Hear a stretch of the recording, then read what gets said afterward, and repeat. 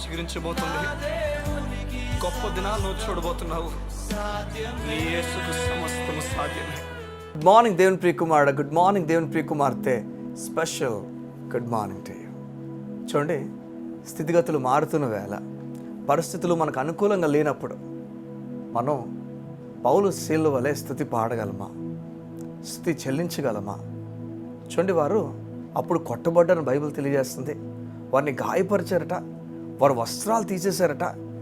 చూడండి, అలాంటి ఒక పరిస్థితుల్లో గాయపరచబడి వస్త్రాలు లేకుండా చెరసాల్లో పెట్టేస్తే అంటే మధ్యరాత్రిలో జరుగుతున్న విషయం చూడండి. ఆ మధ్యరాత్రిలో నొప్పి గుండా వెళ్తూ, బాధ గుండా వెళ్తూ ఆ చుట్టూ వారందరూ కూడా ఎలా చూస్తుంటారు చెప్పండి? వీడు మాకన్నా ఎలాంటి చెడు పని చేశాడో, వీడిని ఇంత దౌర్భాగ్యం కొట్టారని చెప్పి ఎన్నెన్ని విషయాలు అనుకుని ఉంటారో. ఆశ్చర్య విషయం ఏంటంటే, ఇవేమీ వారు పట్టించుకోకుండా వారు చేసిన ఒకే ఒక పని దేవుని స్తుతించారు. స్తుతి యాగమును చెల్లించారు, పాడారు. ఏమని పాడుంటారు చెప్పండి? అయ్యా, ఇలాంటి కష్టం నాకు తీసుకొచ్చావేంటి, ఇలాంటి బాధ నాకు తీసుకొచ్చావేంటి, చెరసాలను నేయించావేంటి దేవా అని పాడుండరు. చెరసాల నుంచి విడిపించగల దేవా నీకు వందనాలు. ఈ చెరసాల్లో వచ్చినప్పుడు అయ్యా ఎందుకు నన్ను ఇక్కడ తీసుకొచ్చాను అడగను, నువ్వన్నీ ఎరిగిన వాడివి, నీ చేతులకు అప్పగించున్నాను. చూడండి, పౌలు నమ్మే ఒకానొక విషయం ఏంటంటే, నాకేం జరిగినా సమస్తము సమకూడి నా మేలుకి జరిగితే తప్ప కీడుకు జరగవు. నా దేవుడు నా కొరకు నిర్ణయించిన సంగతులు గొప్పగా ఉంటాయి అంతే. చూడండి, వీరి ధైర్యం ఏమవుతుందో అది లేఖనాలుగా దేవుడు రాయించి మన కోసం పెట్టాడు. దేవుని ఆత్మ ప్రేరేపణతో వీరు దేవుని లేఖనాలు రాయించి మనకు పెట్టినప్పుడు అదే లేఖనాలు చదువుతున్న మనకు మరింత ధైర్యాన్ని దేవుడు కలుగజేస్తున్నాడు.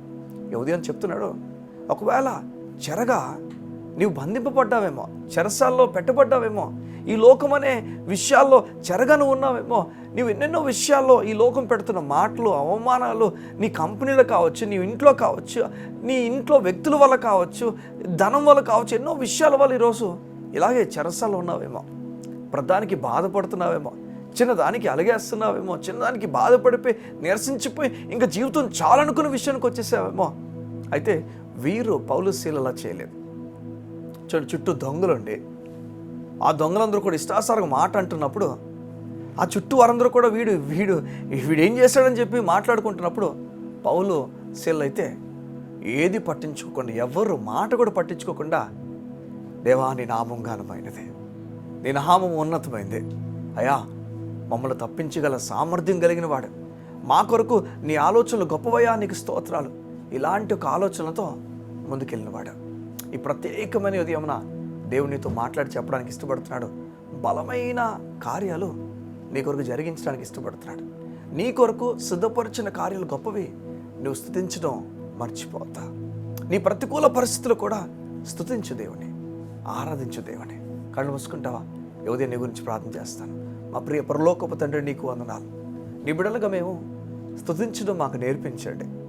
ప్రతికూల పరిస్థితులు కూడా నేను నమ్మి స్తుతించలాగన మాకు సహాయం అందించండి. నువ్వు ఎటువంటి దేవుడువో, నువ్వు ఎలా మమ్మల్ని ఆదరించగలవో మేము నమ్మి నేను స్తుతించినట్లుగా సహాయించండి.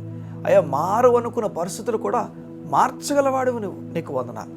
నీ కృపకు మా జీవితాలు అప్పగించుకుంటుండగా నీ బిడ్డలు ఆశీర్వదించమని అడుగుతూ యేసు నామమున ప్రార్థించుచున్నాను తండ్రి, ఆమేన్, ఆమేన్. ఈ ప్రత్యేకమైన ఉదయాన్న దేవుడు నీతో మాట్లాడే విషయం చెప్తున్నాడు, స్తుతించు. ప్రతికూల పరిస్థితులు కూడా నువ్వు స్తుతించు. దేవుని కార్యం చూడబోతున్నా.